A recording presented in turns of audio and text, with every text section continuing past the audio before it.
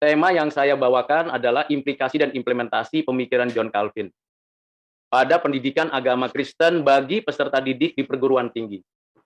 Pemikiran John Calvin itu tidak mungkin dijelaskan dalam waktu 15 menit. Mengapa? Karena beliau pun, hamba Tuhan ini, menuliskan semua pemikirannya lebih dari 24 atau 30 tahun. Jadi kalau waktu 15 menit cukup padat saya jelaskan, tetapi saya ingin ambil beberapa poin yang dikaitkan dengan pendidikan agama Kristen bagi peserta didik, tentunya dalam konteks kita saat ini. Saya akan mulai dengan 3 bagian penting mengenai kehidupan John Calvin dan perjalanan pelayanannya, Institute of the Christian Religion, dan model implikasi dan strategi implementasi. Dari apa yang sudah saya telusuri dari beberapa buku tentang John Calvin dan pemikirannya, saya menemukan dan membuat rumusan. Moga-moga rumusan saya ini tidak salah. Ada 4 tahap dalam kehidupan John Calvin. Yang pertama, tahap pembentukan pemikiran. Yang kedua, tahap penjelajahan pemikiran. Yang ketiga, tahap pelatihan pemikiran. Dan yang keempat, tahap kedewasaan pemikiran. Di tahap pembentukan mulai dilahirkan tahun 1506, kemudian umur 12 tahun menjadi benefice di gereja, jadi bekerja di gereja, membantu pelayanan di sana, belajar Yunani, filsafat Helenis. 1523 belajar di college di Montaigu dengan tentang Luther dan Agustinus, lalu berpartisipasi dalam gerakan humanis dan reformasi. 1528-1529 studi teologi dan filsafat sebagai imam gereja di Noyon, studi ilmu hukum di Orleans dari Pierre de Elos dan Profesor Arsiat, seorang profesor hukum yang terkenal pada masanya, lalu kemudian menafsir satu karya sastra, De Clementia, yang sifatnya humanis untuk menolak gerakan humanis yang menolak keagamaan. Lalu kemudian bertobat, diperkirakan artinya ini ketika ia dengan sengaja dan sadar mengaku sebagai reform. Lalu 1534, mulai berangkat ke Jenewa. Tapi sebelum berangkat ke Jenewa, ia menulis naskah khotbah untuk dikotbahkan oleh seorang pengkhotbah di kota Noyon, namanya Nicholas Cove. Nah, ini tahap pertama yang mana Calvin bergerak, bertumbuh di dalam pembentukan pemikirannya. Jadi ada banyak di sini yang dia ikuti pelajaran dari Luther, dari Agustinus, filsafat, teologi, hukum, sampai sastra, dan juga pemikiran stoikis, dan juga bagaimana dia dengan sadar mengakui sebagai reformator. Nah, ini menjadi sesuatu yang menarik karena berbagai disiplin ilmu dia pelajari. Kemudian tahap kedua, penjelajahan pemikiran, sudah masuk ke Jenewa. Dia Calvin memulai tulisannya dengan Institute of the Christian Religion edisi pertama. Ini baru beberapa bab saja, hanya 6 bab. Kemudian dia belajar Alkitab, pemikiran bapak-bapak gereja, jadi dari Athanasius, kemudian Tertullianus, kemudian Origen, kemudian beberapa bapak-bapak gereja yang lain, kemudian belajar Luther dan Melanchthon, serta Bucer. Nah, ini adalah tokoh-tokoh reformasi dan sekaligus bapak-bapak gereja yang dia pilih untuk dapat dia pelajari. Lalu di Jenewa, dia pada usia 27 tahun sudah dipercaya menjadi pengajar kitab suci bagi gereja. Ini menarik karena terminologi pengajar kitab suci ini adalah suatu terminologi yang saya katakan baru karena berkaitan dengan kehidupan bergereja. Dan kita harus mungkin sudah tahu bahwa gereja di Jenewa itu adalah gereja yang berbeda dengan gereja yang ada di Roma atau gereja-gereja yang berada di dalam Roma Katolik. Tahun 1537 menulis articles, jadi articles itu namanya bukan artikel dalam pengertian kita sebagai bagian daripada sebuah tulisan atau karya tulis, tapi namanya articles. Dan articles ini maksudnya ditulis untuk gereja supaya gereja memiliki semacam katekismus atau ya semacam pemikiran mendasar yang tertulis yang sebelumnya belum ada, hanya ritual-ritual, lalu disusun sedemikian rupa jadi semacam kurikulum gereja. 3 hal penting: kredo, sakramen, dan disiplin gereja. Dan ini nampaknya menjadi tradisi gereja-gereja reformasi sampai saat ini.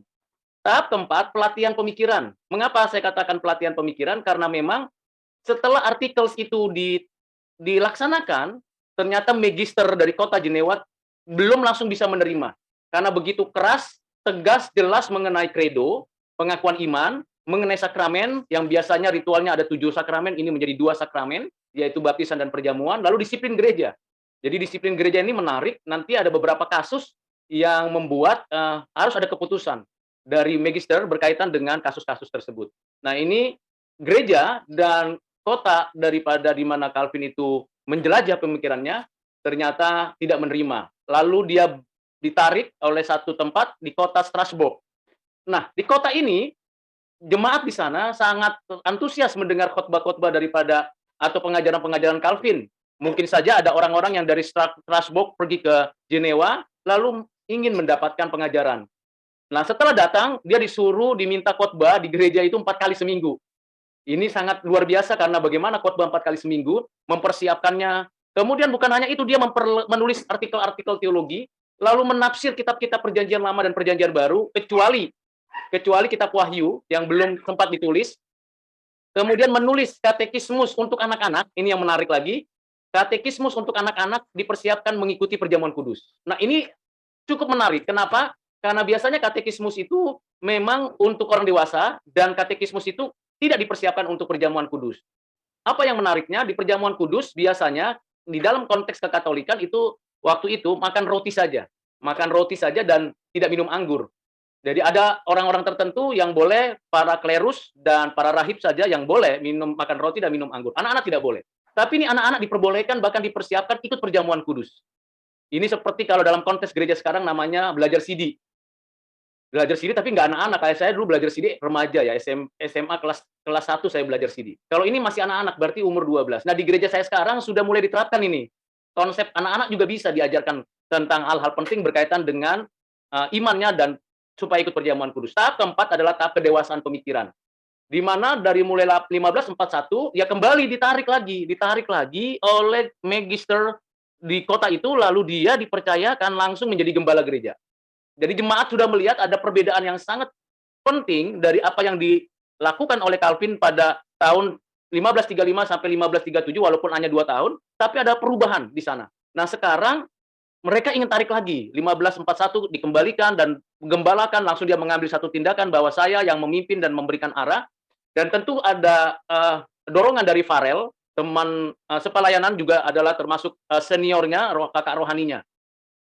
Selain itu, dia mengadakan pelatihan teologi untuk pejabat gereja dan aktivis. Jadi dilatih para gembala, para gereja, para pemimpin-pemimpin gereja itu dilatih secara teologisnya, bagaimana ia menjalankannya, lalu memperbaharui sistem pemerintahan gereja yang tadinya episkopal atau berpusat pada satu pendeta dan sekarang presbiterian. Bagaimana memperbaharui sistem pemerintahan gereja.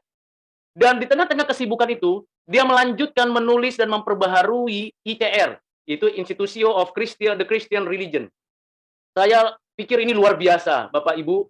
Bagaimana dia membagi waktunya dengan kesibukan-kesibukan yang luar biasa, pelayanan-pelayanan luar biasa, sampai dia perbaiki 1541, 1543, 1550, 1560 dalam 2 bahasa, bahasa Latin dan bahasa Prancis. Wow, saya baca ini lagi, saya berpikir betapa hebatnya Tuhan menggerakkan Calvin dengan antusias menyampaikan, belajar kebenaran firman.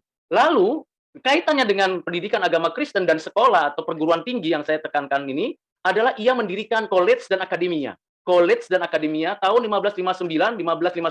Jadi dia mendirikan itu, dan yang saya cukup tercengang ketika baca ulang lagi adalah jumlah mahasiswanya itu 1.200, Bapak Ibu. Wah, luar biasa ya, akademia.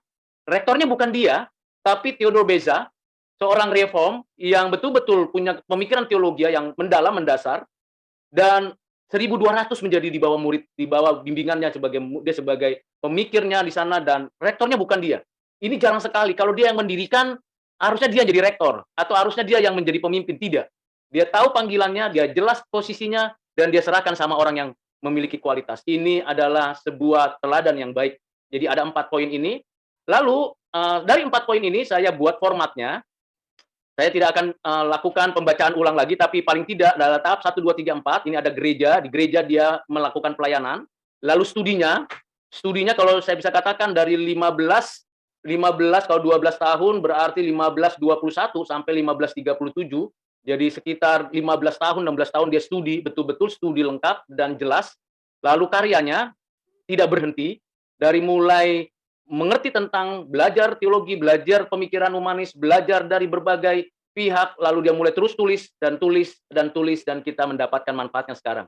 Dan di akhir dalam pelayanannya dia menghasilkan sekolah, akademia, dan college dan akademia. Ini adalah sebuah perjalanan hidup dan pemikiran John Calvin. Saya tidak akan menjelaskan ini karena tadi sudah saya jelaskan bagian ini untuk kalau dibaca berurutannya. Lalu saya masuk ke dalam nasihat dan arahan dari John Calvin.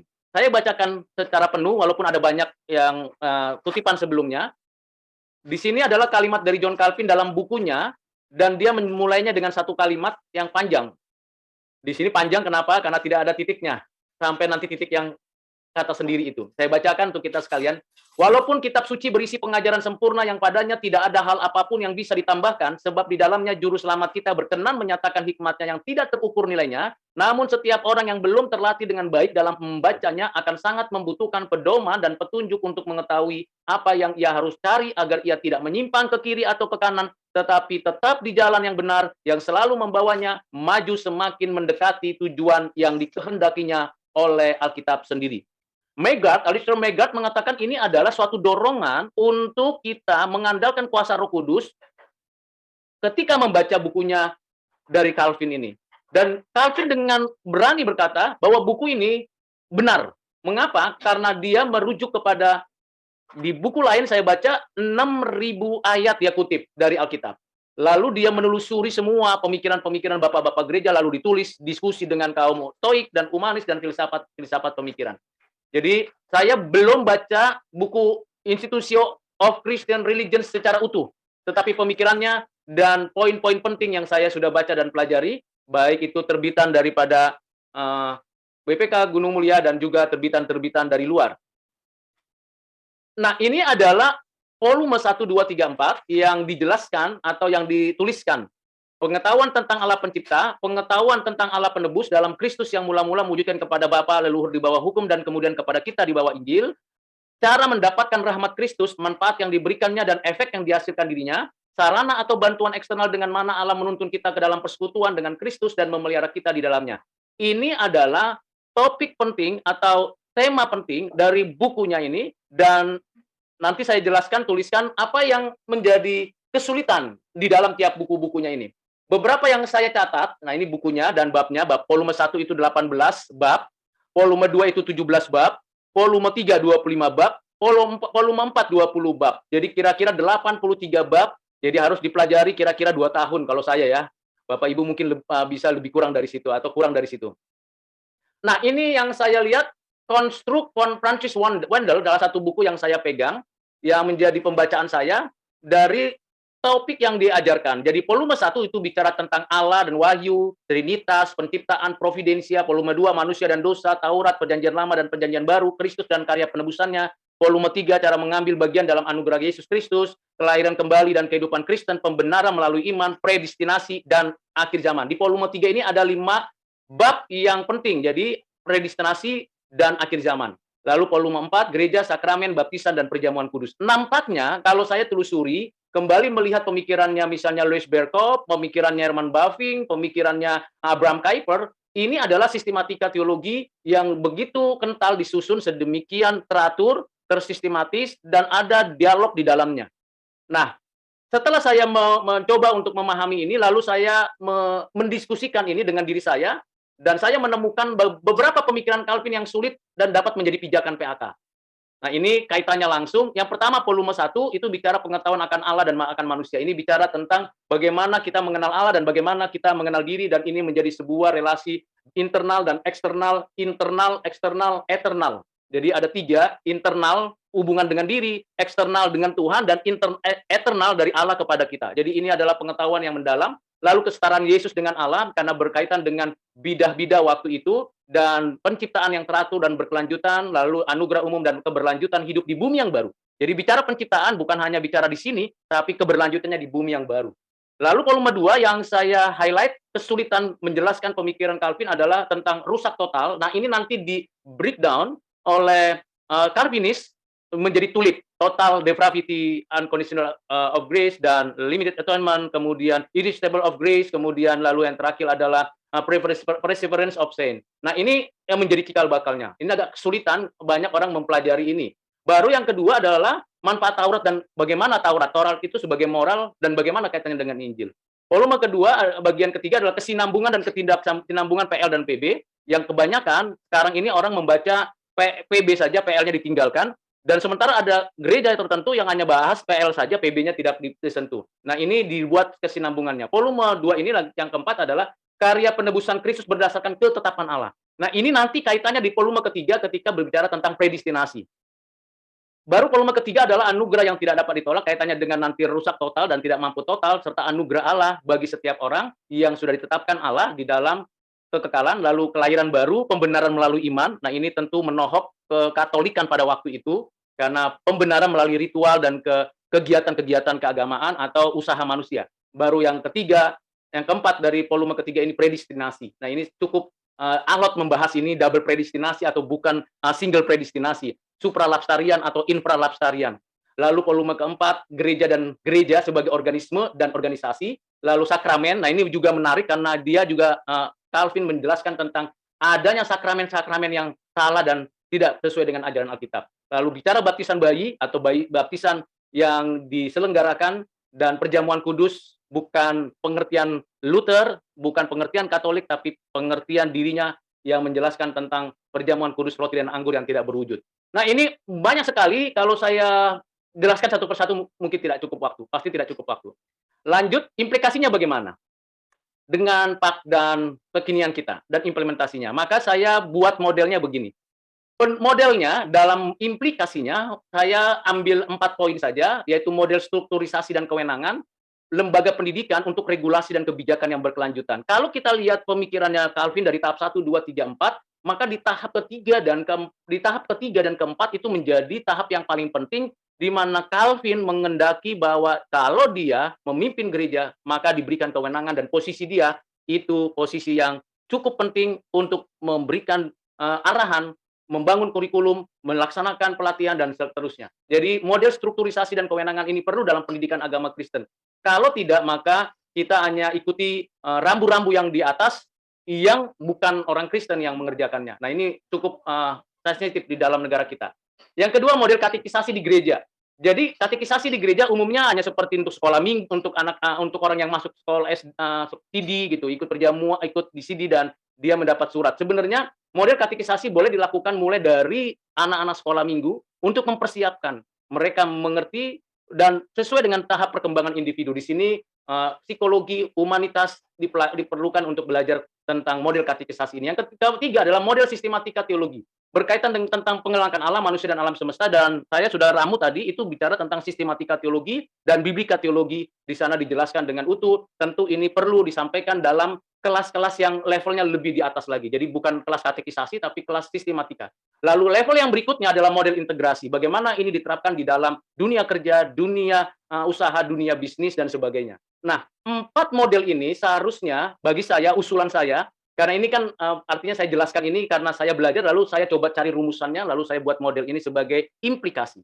Nah, implementasinya, bagaimana menerapkan 4 model ini. Ada 5 cara. Pertama, strateginya seperti strategi Calvin adalah khotbah eksposisi. 4 kali seminggu. Saya 1 kali saja sudah puji Tuhan. Dan kalau saya diberikan kesempatan khotbah 4 kali seminggu, itu berarti persiapan waktu, tenaga, pikiran, dan semuanya mesti ada. Nah, siapa yang punya strategi seperti ini? Dan eksposisi dari eksegesis, bukan eisegesis, tapi eksegesis. Kedua, strategi penulisan artikel makalah. Jadi apa yang dipekerjakan, apa yang dipikirkan, ditulis. Mungkin ini namanya aliwahana. Aliwahana itu adalah sebuah teori di mana sebuah karya dapat dijadikan karya yang lain. Khotbah menjadi artikel tulisan, atau artikel tulisan menjadi sekarang itu vlog atau video-video yang perlu ditampilkan supaya publik bisa mengetahui isi pikiran daripada pengkhotbahnya. Yang ketiga, strategi dialog ini di ruang publik, di mana ada beberapa buku bicara tentang Calvin di ruang publik, khususnya berkaitan dengan pengaturan tata kota, pengaturan hubungan antara gereja dengan negara. Ini perlu dialog yang sifatnya harus menggunakan pemikiran daripada Habermas, yaitu kesetaraan, intersubjective relation. Baru yang keempat adalah strategi pelatihan. Ini sangat setuju saya dengan apa yang saya dapatkan dari Calvin ini, pelatihan, melatih Jadi seorang leader adalah melahirkan leader. Seorang pemimpin melahirkan pemimpin, dan bagaimana itu dilakukan dengan melatih. Jangan melatih kalau lagi 1 bulan lagi mau ganti kepemimpinan, tapi latih mulai dari dini. Pelatihan-pelatihan ini sangat penting, baik di gereja, di sekolah, dimanapun. Maka ketika kita melakukan pelayanan atau melakukan pendidikan agama Kristen, mesti diberikan strategi pelatihan ini kepada siswa atau peserta didik. Yang kelima adalah strategi kemitraan, kerjasama, dan kolaborasi. Ini perlu untuk 3 lembaga, yaitu pendidikan sekolah atau perguruan tinggi, gereja, dan juga pendidikan. Nah, ini bagian yang penting yang saya sampaikan. Lalu, nah ini adalah kisah sebentar tentang pendirian, break sebentar tentang pendirian sekolah. Hanya saya tanggapi begini, konteks saat ini berbeda dengan waktunya Calvin. Setiap negara memiliki regulasi kebijaksanaan berkaitan dengan sistem pendidikan, kurikulum, program studi selalu berkaitan dengan regulasi dan kebijakan. Ada negara yang tidak lagi mempelajari agama di sekolah negeri, sedangkan di negara berkembang dan pluralitas, contohnya Indonesia, dan multikultural itu masih dilaksanakan. Gereja juga perlu dan penting berpartisipasi aktif di dalam pendirian lembaga pendidikan dengan visi dan misi sesuai dengan prinsip kebenaran Alkitab, serta strategi yang relevan untuk menyelenggarakan pendidikan agama Kristen secara komprehensif. Jadi gereja perlu dan penting untuk melahirkan sekolah-sekolah yang bervisi dan bermisi yang benar.